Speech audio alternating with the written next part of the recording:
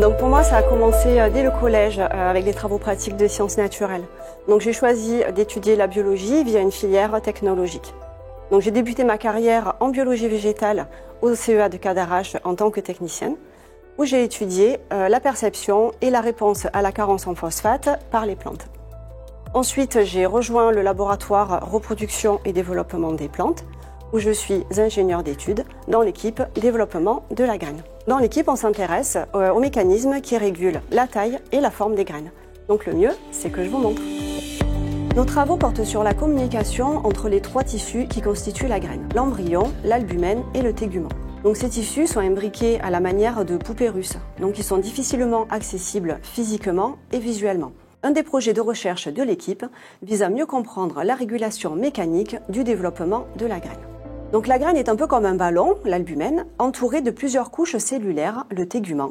La pression hydrostatique de l'albumène est le moteur de la croissance de la graine. Cette pression va générer des tensions perçues par une couche spécifique du tégument.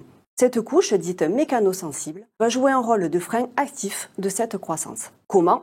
En rigidifiant ses parois pour empêcher que le ballon n'éclate. Au laboratoire, nous avons développé des techniques pour appliquer des contraintes physiques sur des graines en croissance. Nous pouvons visualiser l'expression d'un gène par microscopie confocale dans des graines soumises ou non à un stress mécanique. Ceci nous a permis de montrer pour la première fois que l'expression d'un gène régulateur de la taille de la graine pouvait être induite par les contraintes mécaniques chez les plantes. Nous avons mis au point des approches de cytologie et de biophysique afin d'évaluer les propriétés physiques du tégument de la graine. Pour cela, nous avons mis en place une analyse quantitative d'immunolocalisation sur coupe.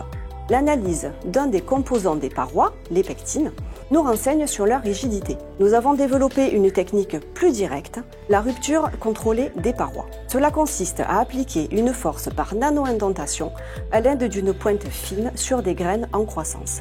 Les graines sont ensuite incubées dans un colorant non perméant aux cellules vivantes. Nous pouvons ainsi visualiser les parois percées. Ceci nous a permis de montrer une différence de rigidité de la paroi produite par la couche mécanosensible. Ces travaux nous ont apporté de nouvelles informations sur la compréhension du développement de la graine et les interactions entre l'albumène et le tégument. Ce que j'aime dans mon travail, c'est la diversité des activités qui vont se partager entre la culture des plantes, les expérimentations menées à la paillasse et l'analyse des données. Donc c'est un métier où on est constamment en apprentissage et où on transmet nos compétences à nos collègues. Et ça, c'est très enrichissant et très motivant. Et je terminerai en disant que c'est un métier où on doit tout le temps s'adapter et surtout se remettre en question.